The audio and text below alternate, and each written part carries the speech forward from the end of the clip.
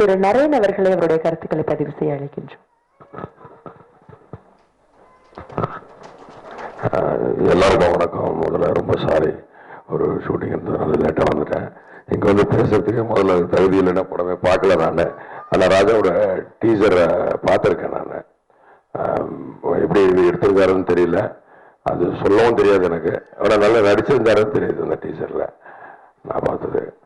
அப்புறம் இன்னொரு விஷயம் ஏற்கனவே நவீன் சார் சொன்னார். நானும் முதல்ல ராஜா வந்து ஒரு ஆர்டிஸ்டோட பர்சனல் அசிஸ்டண்டாக பார்த்தேன் நான். அப்புறம் ஒரு நாள் நிறைய பேச வாய்ப்பு கிடைக்கும் போது சொன்னார், நான் இதெல்லாம் பண்ணியிருக்கேனே அப்படின்னு சொல்லிட்டு எனக்கு ரொம்ப சந்தோஷமா இருந்தது. அதுக்கப்புறம் அவர் ஒரு விஷயத்த சொன்னார், நான் வந்து இந்த ஷார்ட் ஃபிலிம்ஸில் நிறைய பண்ணியிருக்கேன். அப்போ நான் ஒரு டைரக்டராக இருக்கும்போது என்னை ரொம்ப மதிச்சாங்க.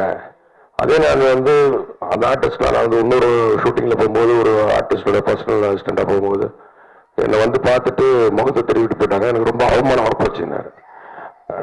நான் ஒரு விஷயம் சொல்ல ஆசைப்படுறேன். என்னன்னா, நம்ம சினிமாவில் தான் இருக்கோம், பொய் சொல்ல தொழிலில் எதுவுமே பண்ணல. நம்மளால முடிஞ்ச வேலையை பார்த்துட்டு இருக்கோம், பார்த்துட்டு அதில் சம்பாதிக்கணும் நம்ம சர்வைவல்.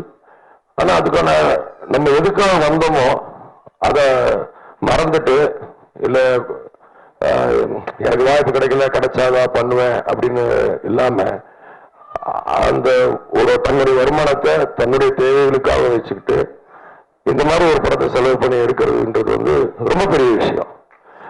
அது அது வந்து அவருடைய ஒரு இன்வெஸ்ட்மெண்ட் பாயிண்ட் பார்க்கலாம் கூட அந்த ஒரு அவருடைய தனியாக ஒரு தாகத்தை தீர்த்துக்கிறதுக்கு ஒரு வழியை அவர் கண்டுபிடிச்சிருக்காருன்றது பெரிய விஷயம். இது எத்தனை பேர் செய்யறாங்கன்னு தெரியல. அந்த வகையில் பார்க்கும்போது நான் சொல்றேன் ராஜா, நீங்க எதுக்குமே கவலைப்பட வேண்டாம், நம்ம செய்யற வேலையை கரெக்டா செய்யறோம், அதுலதான் இருக்கு. அதனால இது வந்து ஒரு முதல் படி. மேலும் மேலும் நீங்க இதை பண்ணிட்டு ஒரு மொழியில திரைப்படமா நீங்க இப்ப முதல்ல எடுக்கிறதுல அந்த வெற்றியை நான் வந்து பேசணும்னு ஆசைப்படுறேன். நன்றி, வணக்கம்.